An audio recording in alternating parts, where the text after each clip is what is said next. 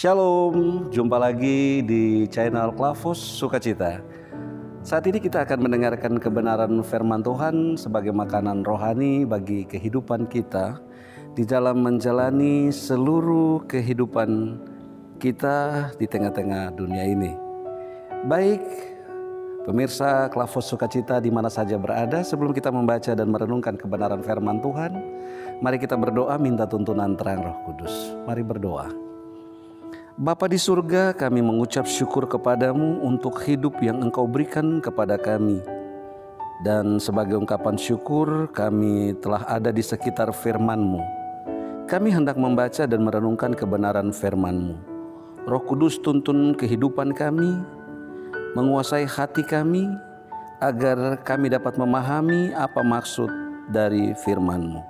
Roh Kudus juga menuntun hamba-Mu, sehingga hamba tidak menyampaikan menurut kemanusiaan hamba, tetapi biarlah hanya melalui perkataan Tuhan yang keluar dari bibir mulut hamba.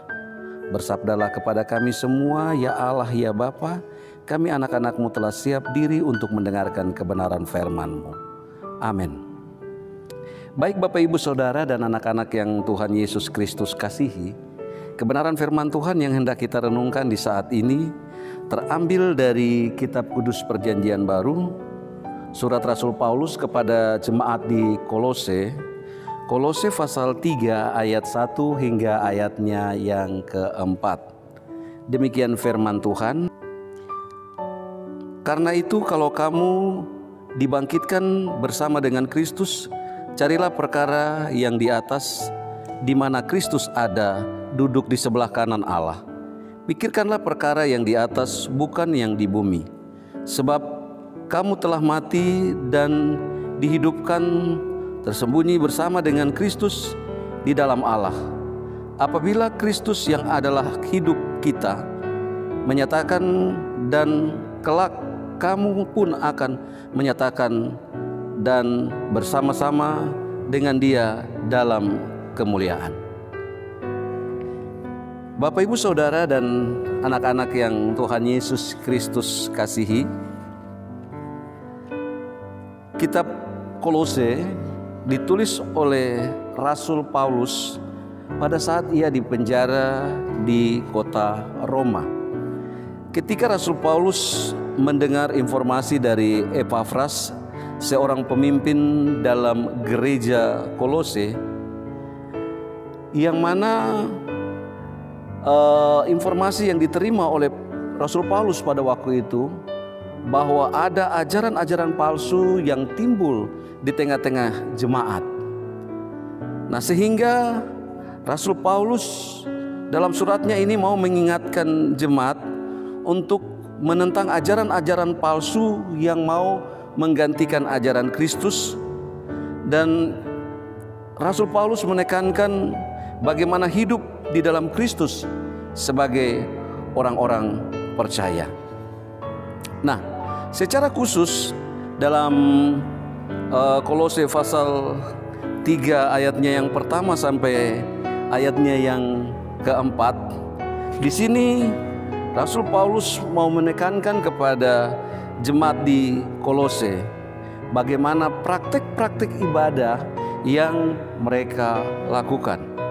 Artinya Bapak Ibu Saudara dan anak-anak yang Tuhan Yesus Kristus kasihi, Rasul Paulus bilang tidak sekedar beribadah saja, tetapi harus di dalam beribadah itu mereka mau mencari perkara-perkara yang di atas.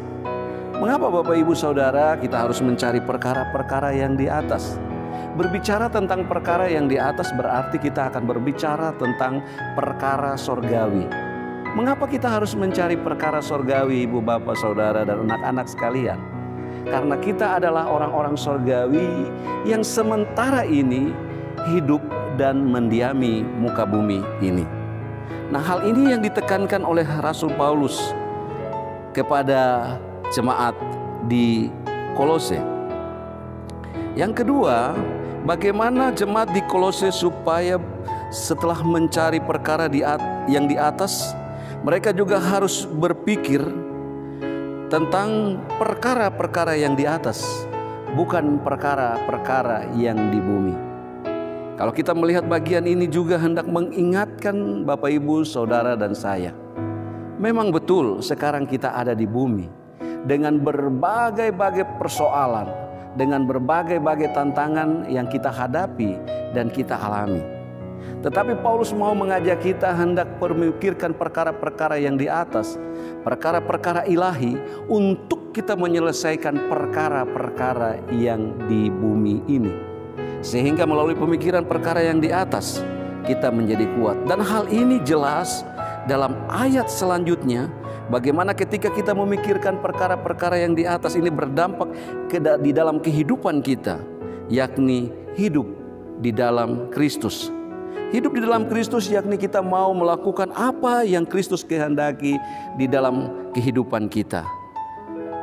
Hal yang terakhir dari bagian firman Tuhan ini hendak mengingatkan kita bahwa dari kita memikirkan, dari kita mencari perkara-perkara di atas, kemudian kita memikirkan perkara-perkara yang di atas, hidup di dalam Kristus, sehingga pada akhirnya ketika Kristus kembali, maka kita akan ada bersama-sama dengan Dia di dalam kemuliaannya.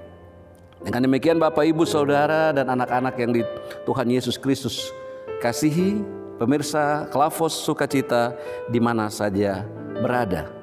Dengan demikian bagian firman Tuhan ini hendak mengingatkan kita tentang sebuah ibadah yang benar. Artinya dalam ibadah yang kita lakukan bukan hanya sebuah rutinitas atau kebiasaan, atau memang kita melihat ibadah itu dari prosesi atau dari tata liturgi, atau yang diatur sedemikian rupa sehingga menarik. Itu juga memang penting, tetapi esensi atau inti dari ibadah itu bagaimana Kristus hadir di dalam setiap kehidupan orang percaya. Nah, sehingga kehadiran kita dalam ibadah tidak hanya sekedar seremonial saja, tetapi memang betul kita hadir dalam ibadah itu untuk mencari Tuhan, untuk mencari perkara-perkara yang di atas, perkara-perkara sorgawi. Sehingga ketika kita memiliki perkara-perkara sorgawi itu, apapun persoalan, apapun tantangan di tengah-tengah dunia ini, di muka bumi ini, kita kuat untuk menghadapinya. Hal yang kedua, Bapak Ibu Saudara, dari bagian ini juga kita belajar. Setelah mencari, mari kita belajar. Di dalam segala sesuatu, kita mau memikirkan perkara-perkara di atas di dalam kehidupan kita. Agar dengan memikirkan perkara-perkara yang di atas, kita dimampukan untuk menyelesaikan segala perkara yang ada di bumi ini. Dengan demikian kita akan tidak menyelesaikan menurut kemampuan kita sendiri, tetapi bagaimana kita menyelesaikan menurut caranya Tuhan yang diamanatkan ke dalam kehidupan kita. Sehingga Bapak Ibu, ketika kita menyelesaikan semuanya itu dengan cara Tuhan, disinilah menunjukkan bahwa kita hidup di dalam Tuhan. Pada akhirnya ketika kita menjalani hidup yang di dalam Tuhan, maka ketika Allah Yesus Kristus datang kembali dalam kemuliaannya, maka kita akan masuk bersama-sama dengan Dia di dalam kemuliaan Allah. Tuhan Yesus memberkati kita dengan firman-Nya. Mari kita berdoa. Bapa di surga, kami mengucap syukur lewat kebenaran firman-Mu bahwa kami diingatkan sebagai orang-orang percaya untuk senantiasa beribadah kepada Engkau ya Tuhan. Ajarlah kami untuk tidak sekedar beribadah saja, tetapi kami benar-benar mencari Tuhan dan hadirat-Mu. Ajarlah kami untuk tidak terjerumus dalam pikiran perkara-perkara di dunia ini, tetapi mari kami belajar untuk memikir perkara-perkara yang di atas, perkara-perkara sorgawi, yang di dalamnya melalui perkara sorgawi kami dimampukan untuk menyelesaikan apa perkara yang kami hadapi di tengah-tengah dunia ini. Terima kasih Bapa di surga, tolong kami Tuhan agar kami selalu ada di dalam naungan kasih-Mu, menjalani hidup yang Kau kehendaki bagi kami, yang harus kami lakukan hari lepas hari. Di dalam nama Tuhan Yesus Kristus firman yang hidup, kami berdoa. Amin. Shalom, Tuhan memberkati Bapak Ibu Saudara sekalian.